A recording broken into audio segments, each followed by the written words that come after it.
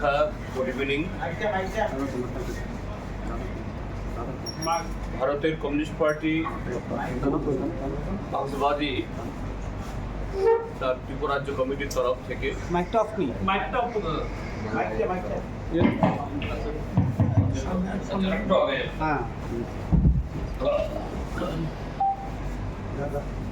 ভারতের communist party মার্ক্সবাদী Tripura রাজ্য কমিটির তরফ থেকে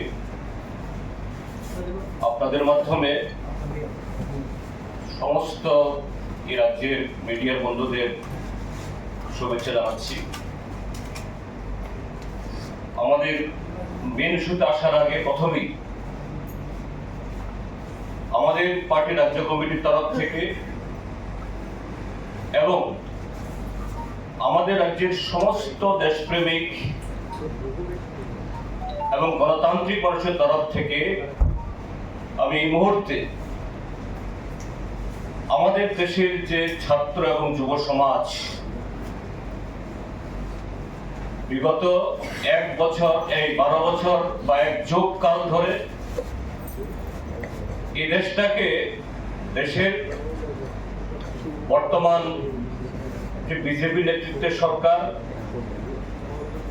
প্রধানমন্ত্রী নরেন্দ্র মোদী নেতৃত্বে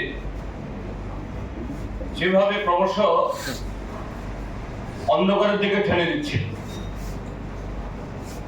দেশের দেশপ্রিয় জনগণের মধ্যে একটা হতাশা, আগামী ভবিষ্যৎ সম্পর্কে একটা নিরাশা তৈরি হয়েছিল। এ থেকে দেশটাকে কিভাবে তার সঠিক পথে আবার পরিচালিত করার জন্য করা যায়, তার একটা পথ আমাদের দেশের ছাত্র যুব সমাজ দেখিয়েছে। আমাদের দেশের একটা চরম দুর্নীতিবাজ মন্ত্রী, যিনি পেট্রোলিয়াম মন্ত্রী থাকার সময়তে বহু কোটি টাকা আরএসএস কে দিয়ে এই দেশের নানা সর্বনাশাত্মক কর্মসূচিতে সহযোগিতা করেছেন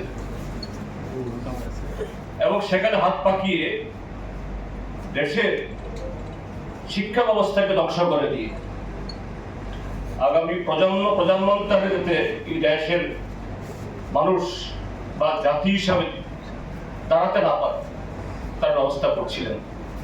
তার বিরুদ্ধে যদিও পেপার লিক এনটিআর মাধ্যমে এটা ইস্যু, কিন্তু তার সাথে আরো বহু কিছু জড়িত। অন্তত এই প্রাথমিক সাফল্যের মধ্য দিয়ে আগামী বহু বড় এবং সুদূর প্রসারী সাফল্যের পথ তারা দেখা। তাদেরকে অসংখ্য আমাদের দেশের এই ছাত্র যুব সমাজকে, আমাদের রাজ্যেরও ছাত্র যুব সমাজ যারা এই লড়াইয়ে যোগ দিয়েছেন, তাদেরকেও আমরা অভিনন্দন জানাচ্ছি। আজকে আমাদের এই প্রেস কনফারেন্স করার মূল উদ্দেশ্য হলো গতকাল এবং আজ দুপুর অবধি আমাদের পার্টির রাজ্য কমিটির সভা হয়েছে। এই সভা আমরা আমাদের প্রয়াত নেতাদের গত রাজ্য কমিটির সভার পর থেকে গতকাল অবধি যারা প্রয়াত হয়েছেন, তার সাথে গত 20 তারিখে আমাদের রাজ্যের যে সর্বভারতীয় ক্যাডারের অফিসারদের মধ্যে অত্যন্ত সৎ, নিষ্ঠাবান, দক্ষ একজন অফিসার, যার অকাল এবং রহস্যজনক মৃত্যু হয়েছে, আমাদের রাজ্যের পুলিশের মহানির্দেশক অনুরাগ ধানকর সাহেব, তার প্রতিও আমরা শ্রদ্ধা জ্ঞাপন করেছি আমাদের এই রাজ্য কমিটির মিটিং।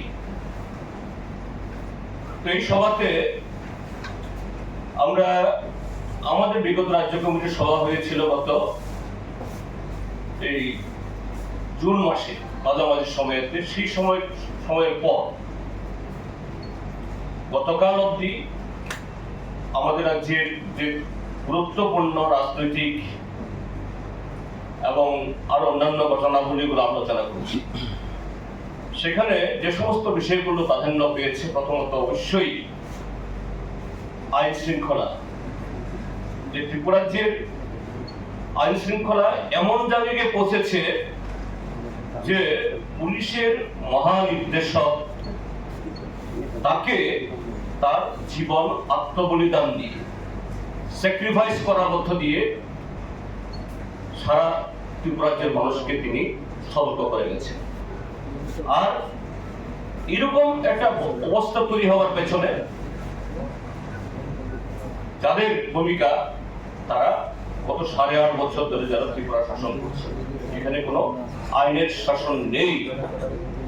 এটা একেবারে দিনের আলোর মতো পরিষ্কার হয়েছে। সারা দেশ, সারা পৃথিবী এরা লক্ষ্য করছে। এবং এটা শুধু যে পরিস্থিতিতে আমাদের ডিজি মহোদয়কে এরকম একটা চরম একটা পর্যায়ে ফেলে দিয়েছে বা পৌঁছিয়ে দিয়েছে, সেখানে সীমাবদ্ধ না। গত 8.5 বছর প্রতিদিন যে রাজ্যে মানুষের গণতান্ত্রিক অধিকার, রাজনৈতিক অধিকার এবং সাংবিধানিক অধিকার এটা বঞ্চিত হচ্ছে, এই কদিন সময়ের মধ্যে দেখেছেন গত 15 তারিখ বিলোনিয়াতে যে পুলিশ যারা দুষ্কৃতী, যারা সমাজ বিরোধী কার্যকলাপে যুক্ত, তাদের রক্ষা করছেন। আর রাজ্যের বিরোধী দল নেতা বৈধ পারমিশন নিয়ে একটা শহীদের বেদিতে ফুল দেবেন, এখানে বাধা দিচ্ছে। এই যেদিন ডিজি সাহেব খুন হল, তার এই মৃত্যু হল, সেদিনেই এই মোহনপুরে এরকম একটা প্রোগ্রাম ছিল সিপিএম এর এই গণডেপুটেশন। আর সকাল থেকে বিজেপি দুষ্কৃতীরা সেখানে সমস্ত রকমের প্রস্তুতি নিয়ে পড়াকে কিভাবে এটাকে বানচাল করা যায়। আজকে সকালবেলা আমাদের বিরানিয়া মহকুমা পার্টির সম্পাদক মন্ডলীর সদস্য, তফসিলি জাতির সমন্বয় সমিতির নেতা কমরেড সুনীলমল দাস, তিনি একজন শিক্ষক, স্কুলে যাচ্ছিলেন ঘর থেকে বেরিয়ে, কোনো ধরনের প্ররোচনা ছাড়া, কোনো কারণ ছাড়া দিন দুপুরে প্রকাশ্য রাস্তার উপরে কমরেড সুনীলমল দাসকে পিটিয়ে তার হাত ভেঙে দিয়েছে, তার পা ভেঙে দিয়েছে। এখন জিবি হসপিটালে চিকিৎসিত হচ্ছে। গত 22 তারিখ সামনে পিছে পুলিশ নিয়ে মিছিল করে এসে বিলোনিয়াতে আমাদের পার্টির মহকুমা কমিটি অফিসে ঢুকে এই রাজ্যের একজন কুখ্যাত, যে স্বল্প কজন দুর্নীতিবাজ অফিসারদের সাথে আমাদের রাজ্যের বিজেপি সরকারের খুবই সখ্যতা, আমি নাম বলছি না, তার এক ছোট ভাই, তার নামে নামধাম দিয়ে আমরা কেস করেছি বিলোনিয়া থানাতে। সেখানে পার্টির অফিসে ঢুকে ভাঙচুর করেছে। গত 5ই জুলাই কমলপুরে আমাদের সিআইটির সম্পাদক দেবাশিস দাস তার বাড়ি পুড়িয়ে দিয়েছে। যে আইন শৃঙ্খলা কোথায়? আর চুরি, রাহাজানি, ছিনতাই, এটা তো নিত্য নৈমিত্তিক ঘটনা। এর সাথে পাল্লা দিয়ে ত্রিপুরাজ্যের মধ্যে সেটা হলো অর্থনৈতিক সংকট, কাজের সংকট। হাজার হাজার ছেলে মেয়ে ত্রিপুরাজ্যের কাজের সন্ধানে পেটের দায়ে রাজ্যের বাইরে যেতে বাধ্য হচ্ছেন। আর রাজ্যে অভাবের কারণে স্বভাবভ্রষ্ট হয়, সেখানে চুরি, ছিনতাই, ডাকাতি, এই সংখ্যা উত্তরোত্তর সেখানে বৃদ্ধি পাচ্ছে। আর আমাদের রাজ্যের মাননীয় মুখ্যমন্ত্রী বলছেন কাউকে ছাড় দেওয়া হবে না। কিন্তু কারা ছাড় পাচ্ছেন? খুনি, পাচারকারী, ছিনতাইকারী, এবং এদের 2-4 জনকে যখন পুলিশ ধরতে বাধ্য হচ্ছে, এদের সবই সহ কার সাথে দেখা যাচ্ছে? বিজেপির সভাপতির সাথে, মুখ্যমন্ত্রীর সাথে, মন্ত্রীদের সাথে, বিধায়কদের সাথে, এবং আরো নানা ধরনের অসামাজিক কাজের সাথে এই লোকগুলা যুক্ত। তো এরকম একটা পরিস্থিতিতে একটা হলো আইন শৃঙ্খলার চূড়ান্ত অবনতি, তারপর অর্থনৈতিক অবস্থা সম্পূর্ণ ভেঙে পড়েছে, এবং এই কারণে ইতিমধ্যেই 2টো ঘটনা আমাদের চোখে পড়েছে। একটা হলো জুলাইবাড়ি ব্লকের রামরাইবাড়ি গ্রাম পঞ্চায়েতে, তারপরে এখানে ডুকলি ব্লক এলাকার কাঞ্চনমালাতে, এবং সেখানে প্রশাসন নজরে দেওয়ার পর তারা বাচ্চাগুলোকে উদ্ধার করেছে, অথচ সরকার তাদের কোনো ঘুম ভাঙছে না। তার সাথে হলো সরকারি প্রকল্প রূপায়ণের সমস্ত ক্ষেত্রে, কি কেন্দ্রীয় প্রকল্প কি রাজ্য প্রকল্প, জাতীয় সড়কগুলো অবস্থা কি?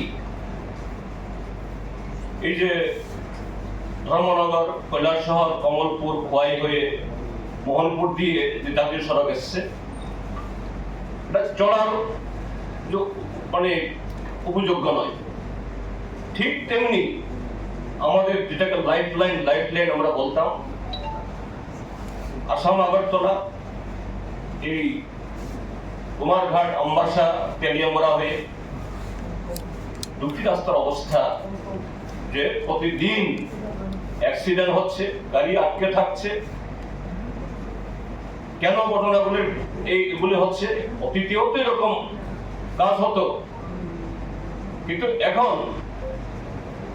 যে 2 দিন আগে কাজ হয় 3 দিন বাদে নষ্ট হয়ে যায়। কেননা যে যারা কন্ট্রাক্টর আসছে, কি রাজ্যের প্রকল্প কি কেন্দ্রের প্রকল্প, ত্রিপুরাজ্যের মধ্যে কাট মানি খাওয়া, সোর্স মানি খাওয়া, এটা যেন একটা প্রাতিষ্ঠানিক হয়ে গেছে।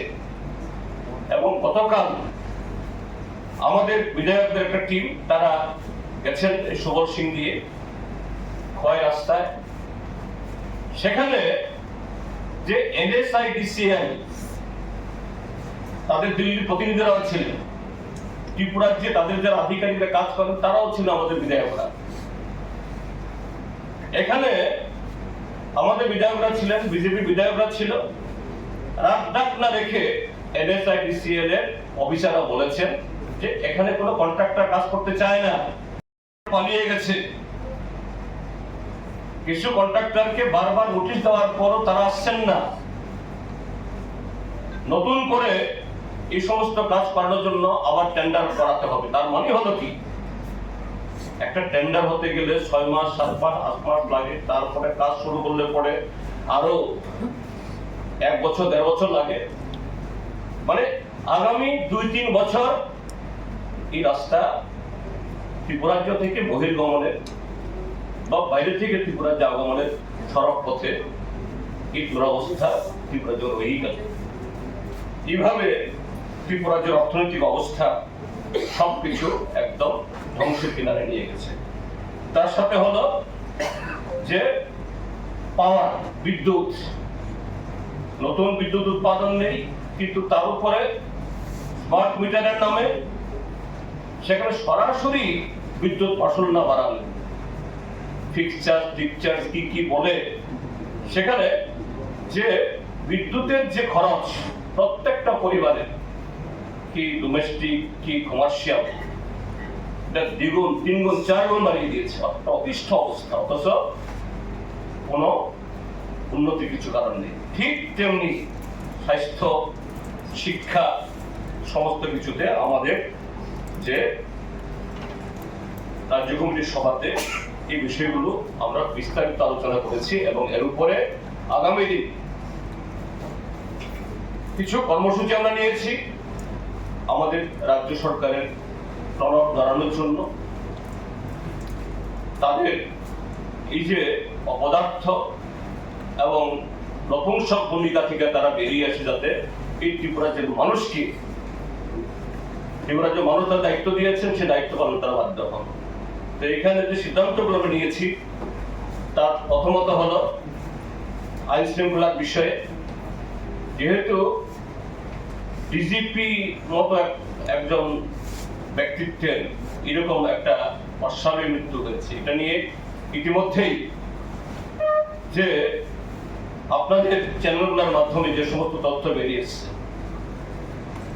আমাদের রাজ্যের মুখ্যমন্ত্রী স্বরাষ্ট্রমন্ত্রী মানিক সাহা বলছেন তিনি নাকি গিয়ে তাকে জ্বলন্ত অবস্থায় দেখেছেন। আবার ফরেন্সিকের ডাইরেক্টর যিনি, ওই সময়তে যেহেতু ডিজিপি স্বাভাবিকভাবেই গুরুত্ব পেয়েছে, সবাই ধরে গেছেন, তিনি বলেছেন তাকে বাথরুমে নিচে যে শায়িত অবস্থায় পেয়েছেন। এটা ভিডিও ফুটেজ, এটা আমাদের কারো বক্তব্য না, ভিডিও থেকে দেখা। সেই ভিডিওগুলো মুখ্যমন্ত্রীর বা এই ডাইরেক্টর ফরেন্সিকের কি প্রতিহারী নাকি জানি তার বক্তব্য, এটা তো আর্টিফিশিয়াল ইন্টেলিজেন্স দিয়ে তৈরি হয় না, একই ঘটনা কিন্তু দুজনের দুরকম বয়ান। এখানেই সন্দেহের তীর বহুদূর যায়। এখন 3 দিন বাদে এই ঘটনা তদন্ত করার জন্য একটা এসআইটি করা হয়েছে পশ্চিম ত্রিপুরার এসপি নেতৃত্বে। পশ্চিম ত্রিপুরা এসপি মিস্টার পন্স, তরুণ অফিসার, আমি ব্যক্তিগতভাবে আমার পরিচয় কথা হয়েছে, তার সম্পর্কে আমাদের কোনো যে নেই, মানে ওনার প্রতি আমাদের ট্রাস্ট আছে, নতুন অফিসার। কিন্তু এসপি র্যাঙ্কের একটা অফিসার দিয়ে তদন্ত করালেও এই তদন্ত কতটুকু যে মূল যে কারণগুলো উদ্ঘাটন করতে পারবে আমাদের গুরুতর সন্দেহ আছে। কেননা গত 8.5 বছর ধরে ত্রিপুরাজ্যে সৎ নিষ্ঠাবান আমলা, আইএএস হোক বা আইপিএস হোক, তাদের কাজ করার কোনো স্বাধীনতা নেই। অনুরাগ সাহেবের মতো মানুষকে এরকম একটা মানসিক নির্যাতনের মধ্যে যেতে হয়েছে, যার পরিণতি এটা। তো সেখানে মিস্টার পন্ট অল্প বয়সী অফিসার, ডাইরেক্ট আইপিএস অফিসার হলেও তার পক্ষে, কারণ তার সিনিয়র কিছু বসে আছেন দুর্নীতিবাজ, আইএস এর মধ্যে আইপিএস এর মধ্যেও অল্প কজন, কি পুলিশ পরিচালনায় কি প্রশাসন পরিচালনায় মহাকারণে সমস্ত গুরুত্বপূর্ণ দপ্তর হলো তারা এই দুর্নীতিবাজদের কয়েকজন। আইপিএস এর মধ্যে নাম বলছি না, আপনার মিডিয়ার লোক ত্রিপুরা ছোট্ট জায়গায় সবাই দেখেন, একটা মোটা সোটা লোক। তো সেই জায়গাতে কতটুকু স্বাধীনভাবে ফ্রি অ্যান্ড ফেয়ারলি পন্স সাহেব এই তদন্ত করতে পারবেন আমাদের গুরুতর সন্দেহ। এই জন্য প্রথম থেকে যে আমরা বলে আসছি, হাইকোর্টের সিটিং জাজের তত্ত্বাবধানে যেন এই তদন্ত হয় সে দাবি করছি। এবং আমি আজকে দুপুরবেলা আমাদের রাজ্যের মাননীয় রাজ্যপালের কাছে ইমেল পাঠিয়েছি যে আমরা সিপিআইএম দলের তরফ থেকে এবং বাম পরিষদীয় দলের তরফ থেকে আলাদা আলাদা ভাবে আমরা রাজ্যপালের কাছে আমরা দাবি জানাব, তিনি হস্তক্ষেপ করুন। তিনি সংবিধান রক্ষায় আমাদের রাজ্যে নিয়োজিত, এখানে এই ক্ষেত্রেতে তিনি ভূমিকা নেন। এরকম একজন সৎ দক্ষ অফিসার, তার এরকম অকাল মৃত্যু, এটা যেন এইভাবে পার না পেয়ে যায় অপরাধীরা। দ্বিতীয় হলো যে জাতীয় সড়কের যে আজকে এরকম চরম মানে তার মানে ব্যবস্থা অবস্থা, এটার উপরে আমরা তারিখ করিনি, আগরতলা শহরে এই যে তাদের অফিস আছে না NSIDC, এই ভদ্রলোককে আমি বহুবার ফোন করেছি, কিন্তু ফোন তুলেন নাই। এত অরাসিটি, এত উদ্যস্ত। শান্তিপূর্ণভাবে গণতান্ত্রিকভাবে আমরা এক প্রতিবাদে একটা আগরতলা শহরে একটা সভা করব, সমস্ত অংশ মানুষের দৃষ্টি আকর্ষণ করব, এবং যে সমস্ত মহকুমার উপর দিয়ে এই রাস্তাগুলো এসছে, এই তেলিয়াঙ্গার রাস্তাই হোক বা খয়ের রাস্তা, সেই সমস্ত মহকুমাগুলোতেও আমরা জনগণকে সচেতন করার জন্য আমরা সভা করব। তার সাথে সামনে আমাদের একটা প্রোগ্রাম আছে আগামী 10ই আগস্ট। আমাদের দেশের কৃষক, খেত মজুর এবং শ্রমিক সংগঠনগুলো যৌথভাবে সারা দেশে এই নরেন্দ্র মোদী সরকারের গত 12 বছরের দুঃশাসনের কারণে, অপশাসনের কারণে দেশের কৃষক, খেত মজুরদের যে দুরবস্থা, রেগা তুলে দিয়ে জিরামজি করার মধ্য দিয়ে মানুষের অধিকার কেড়ে নেওয়া, এটা যাতে আবার ফিরিয়ে দেয়, তার সাথে পেট্রোল এবং সমস্ত নিত্য প্রয়োজনীয় দ্রব্যের জাকাত থেকে শুরু করে কর্মসংস্থান, আরো বিভিন্ন দাবিতে সারা দেশের সাথে আমাদের রাজ্যেও আগামী 10 তারিখ সব কটা মহকুমাতে আমরা জেল ভরব। যে সরকার যারা এই রাজ্যের দেশের মানুষের খাদ্য দিতে পারে না, কাজ দিতে পারে না, অধিকার রক্ষা করতে পারে না, কাজেই সেই দেশের জনগণকে আমরা জেলে ভরব, অর্থাৎ আইন ভঙ্গ করার মধ্য দিয়ে আমরা আমাদের দেশের স্বৈরাচারী সরকারের এই যে ভূমিকা, এর প্রতিবাদ আমরা জানাবো। কি প্রশাসনিক চাপই রয়েছে, আপনি মানে এটা কি হলফ করে বলছেন? আজকে মঞ্চাপ ইপা তার একটা ফেসবুক একটা পোস্ট, মঞ্চাপ ইপার আমার ফেসবুক ফ্রেন্ড, সেই হিসাবে আমার এখানে আমি হঠাৎ দেখে তিনি ধানকর সাহেবের লাশ নিয়ে তার গ্রামের বাড়িতে গেছেন, সরকার পাঠিয়েছে তাকে। তিনি এই মৃত্যু নিয়ে একটা পোস্ট দিয়েছেন এবং সেখানে লিখেছেন যে সকালবেলা 9টা সাড়ে 9টার সময় যে আমাকে ডিজিপি সাহেব আমাকে ফোন করেছেন এবং একটা জায়গাতে ঘটনা হচ্ছে, এটা দেখার জন্য আমাকে ইনস্ট্রাকশন দিয়েছেন। এরপরে ঘটনাটা হয়ে গেল এবং তার প্রতি তার যে সিনিয়র হিসাবে এবং কলিগ হিসাবে শ্রদ্ধা জানানো দিয়েছেন। আমি এটা পরে আমার চোখটা ঠেকে গেল যে মোহনপুরে ঘটনা, সেদিন সকালবেলা আমি ধানকর সাহেবকে ফোন করেছিলাম এবং হোয়াটসঅ্যাপ মেসেজও পাঠিয়েছিলাম। আমার মনে হচ্ছে যে ডিজি সাহেব মঞ্চাপ ইপারকে ওই ঘটনায় বলেছেন যা ইপার সাহেবের এই পোস্টে আছে। আমি জানি না, এটা নাও হতে পারে, কিন্তু আমার মনে হয়েছে যে সময়টা প্রায় একই সময়তে ডিজি সাহেবকে আমার ফোন করা। ডিজি সাহেব আমাকে বলেছেন আমি দেখছি। তো ডিজি সাহেব কাকে বলবেন? আইজি ল অ্যান্ড অর্ডারকে বলবেন। তো এই জাতীয় ঘটনাগুলো তারপরও আমরা মোহনপুরে প্রোগ্রাম করতে পারিনি। কেন পারিনি? কেননা শাসক দলের তাবর নেতারা তারা যুক্ত পুলিশকে স্বাধীনভাবে কাজ করতে দেয় না। স্বাভাবিক যে কোনো সৎ নিষ্ঠাবান অফিসার বা ব্যক্তি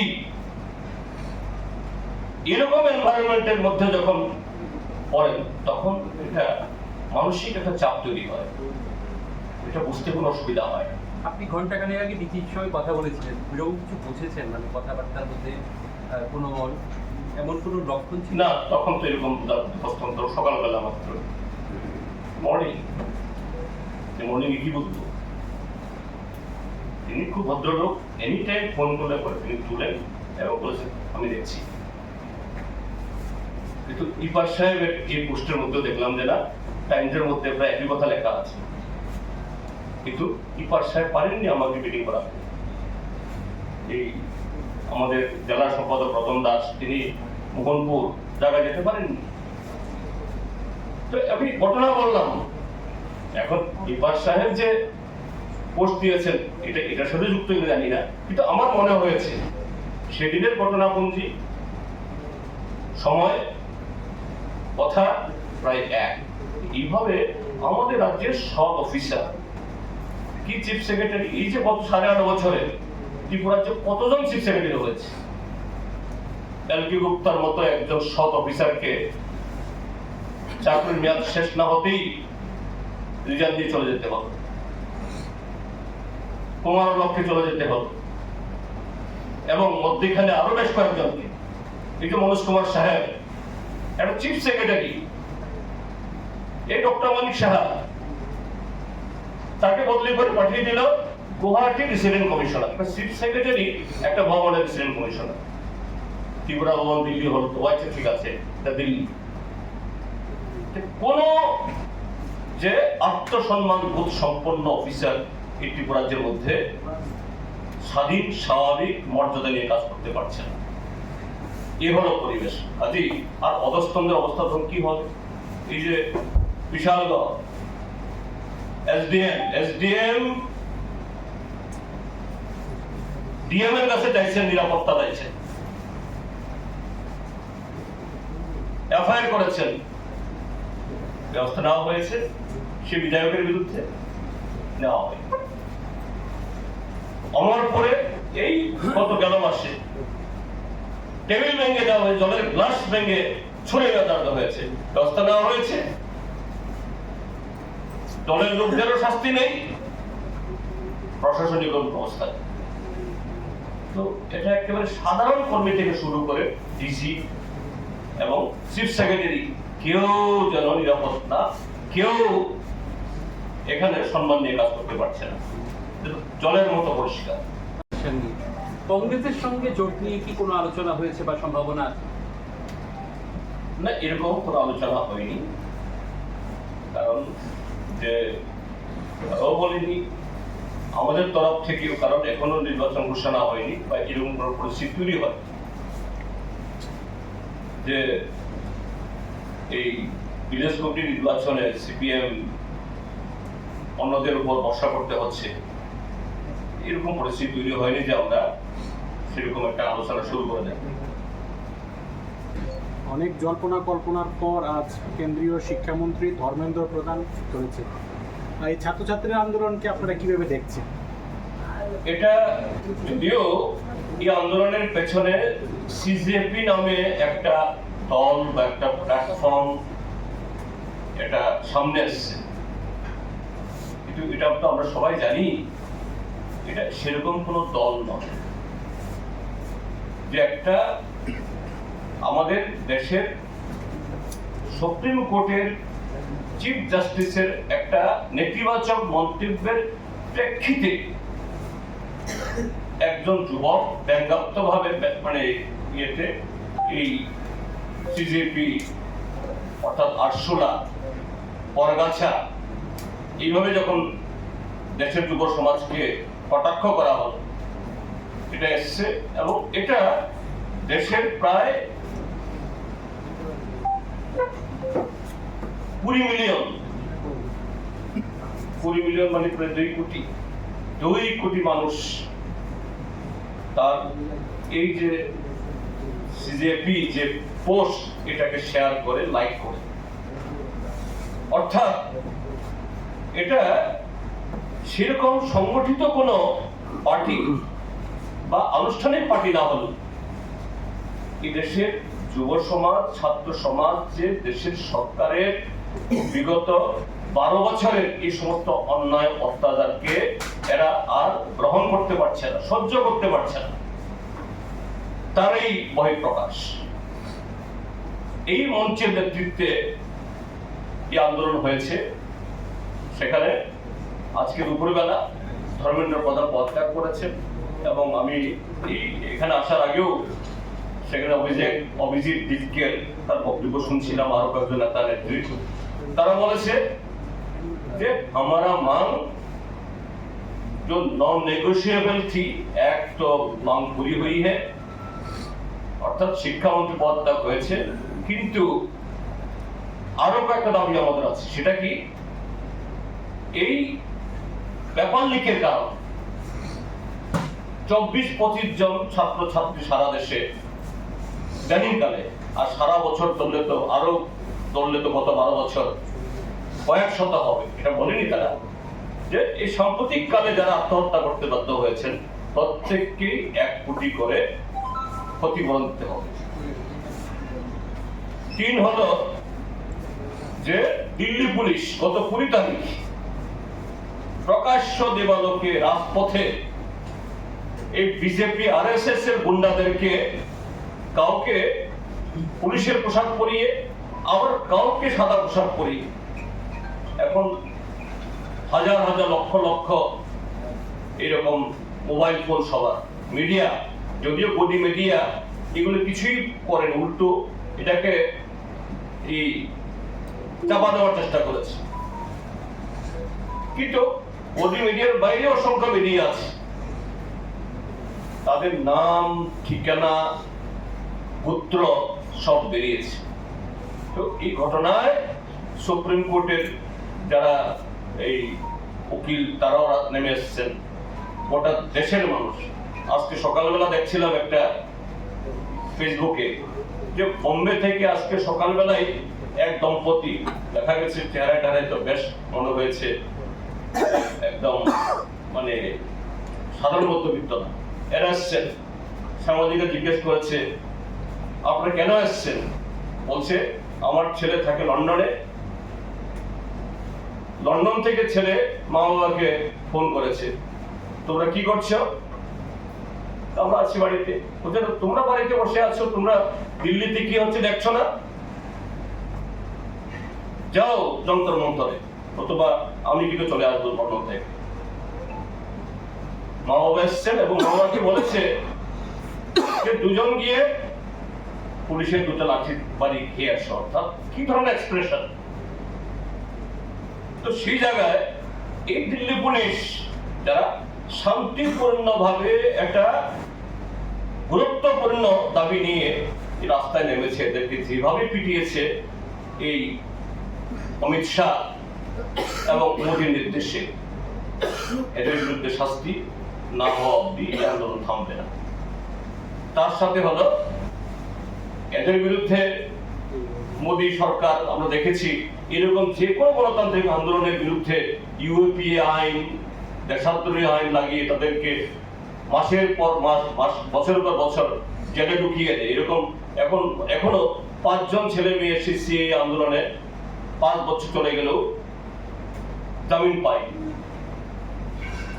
এটাও যাতে মোদী সরকার এই পদক্ষেপ না নেন, এই দাবিগুলো তাদের আছে। তা আমরা আমাদের ছাত্র যুবকদেরই দাবি, এই আন্দোলন তো কোনো পতাকা নিয়ে হয়নি। এই আন্দোলনের পক্ষে বা সেখানে যারা গেছেন এরা শুধু বামপন্থী না। আমি তো সেখানে গেছি 2 বার, যন্তর মন্তরে দেখেছি এবং কথাও হয়েছে অনেক ছাত্রছাত্রীর সাথে। বিজেপি পরিবারেরও বহু ছেলে মেয়ে সেখানে আছে।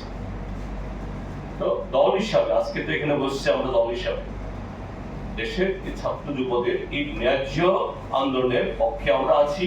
বাকি যে দাবিগুলো তারা করছেন, এটাও যাতে আমাদের দেশের এই জনবিরোধী সরকার মানতে বাধ্য হন, আমরা তাদের সাথে সুর মিলিয়ে আমরাও এই কথাগুলি বলছি এবং বলব।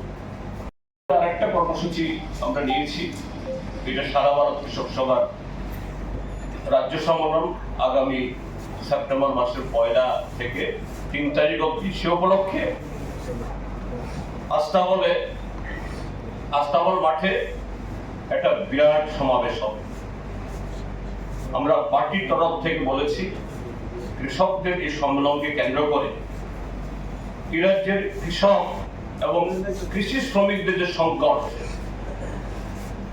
এটা সুরাহার জন্য আমাদের রাজ্য সরকার তার যে জনবিরোধী নীতি যাতে তারা পাল্টাতে বাধ্য হন, তার বিরুদ্ধে জনমত তৈরি করার জন্য এই সমাবেশকে একটা হাতিয়ার হিসেবে ব্যবহার করে একটা রেকর্ড একটা জমায়েতে পরিণত করার জন্য আমরা আহ্বান জানাবো। এই হলো মোটামুটি ভাবে এই রাজ্য কমিটির সভাতে আমাদের কয়েকটা সিদ্ধান্ত। গোটা পার্টি আগামী দিনগুলোতে তার উপরে আমাদের কাজ করবে।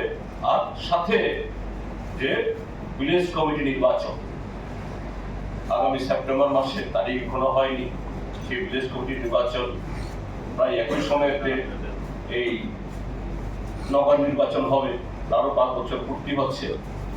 এবং সরকারের উদ্দেশ্য যে এই জায়গাতে খুব সুবিধার না, এটা দেখা যায় যে মনোজ কুমার সাহেব, যিনি ত্রিপুরার যে মুখ্য সচিব ছিলেন, তাকে স্টেট ইলেকশন কমিশনার হিসেবে নিয়োগ করা হয়েছে। এরকম কোন নিয়োগ হলে পরে মিনিমাম অতীতে যারা হয়েছেন 2 বছর 3 বছর করে থেকেছেন, কিন্তু দেখা গেল এই মনোজ কুমার সাহেবকে 6 মাসের মধ্যে গণনা কাজে বের করে দিয়েছেন। কাকে বসানো হলো? প্রদীপ কুমার চক্রবর্তী, তিনি অজস্র অনিয়ম, দুর্নীতি এবং অভিযোগে অভিযুক্ত। আর তিনি হলেন আমাদের রাজ্যের মাননীয় মুখ্যমন্ত্রীর সবচেয়ে বেশি বিশ্বস্ত অনুগত, তাকে সেখানে বসিয়ে দেওয়া হয়েছে। এই পি.কে. চক্রবর্তীর বিরুদ্ধে এত সব অভিযোগ হওয়ার সত্ত্বেও এর সম্পর্কে কোনো ব্যবস্থা গ্রহণ না করে। তো আমরা এই আগামী ভিলেজ কমিটি নির্বাচন এবং নগর নির্বাচন দুটি গুরুত্বপূর্ণ, এই ক্ষেত্রটিও আমাদের প্রস্তুতি থাকবে। তার সাথে এডিসিতে যে দুর্নীতি, এবং সেখানে শোনা যাচ্ছে, আপনারা দেখেছেন, আপনাদের কাগজগুলোতে উঠেছে, এডিসিতে যখন এডিসি বিগত নির্বাচন চলাকালীন সময়ে সবাই যখন ব্যস্ত নির্বাচনের কাজে, ত্রিপুরা মাথা পরিচালিত এডিসি চুপি সারে প্রায় 200টা চাকুরি, কোনো ইন্টারভিউ নাই, কোন ধরনের নোটিফিকেশন নাই, অ্যাডভার্টাইজমেন্ট নাই, নিয়োগ করে দিল। তার বিরুদ্ধে হাইকোর্টে কেস হয়েছে, সেখানে পিআইএল হয়েছে, হাইকোর্ট এটা গ্রহণ করেছে। এবং তার সাথে আরেকটা খবর যে এই ঘটনাকে চাপা দেওয়ার জন্য বা অন্যদিকে ডাইভার্ট করার জন্য এডিসির তরফ থেকে নাকি একটা তদন্ত কমিটি বসানো হয়েছিল একজন এই রিটায়ার্ড জাজকে দিয়ে। আমাদের কাছে যে বিশ্বস্ত সূত্রে যা খবর, যে এই রিটায়ার্ড জাজ ইতিমধ্যেই এই যে কি বলে গোপনে চাকরি, তার তদন্ত শেষ করেছে। এবং তার এই রিপোর্টে যারা এই গোপনে চাকরি এবং অনিয়মে টাকা পয়সা খেয়ে চাকরি দিয়েছেন, তাদের বিরুদ্ধে লিখিত রিপোর্ট দিয়ে গেছে। আমরা এটাও দাবি তুলবো এডিসির কাছে, এই তদন্ত কমিটির রিপোর্ট এটা পাবলিকলি আনা হোক, প্রকাশ করা হোক। কারা যুক্ত? তৎকালীন সময়কার চিফ এক্সিকিউটিভ মেম্বার পূর্ণচন্দ্র জমাতিয়া, একটা ভালো সময়ে যিনি চিফ এক্সিকিউটিভ অফিসার ছিলেন সি.কে. জমাতিয়া, এখন তিনি আবার সেখানে ইএম হয়ে গেছে নির্বাচিত হয়ে রিটায়ারমেন্টের পর। আরো যারা আমলারা যুক্ত আছে, এটা বের হোক যে কিভাবে এই এডিসিটাকেও একটা দুর্নীতির একটা মৃগের ক্ষেত্রে পরিণত করেছে। এগুলোর উপরও আগামী দিন আমাদের লড়াই সংগ্রাম করতে হবে।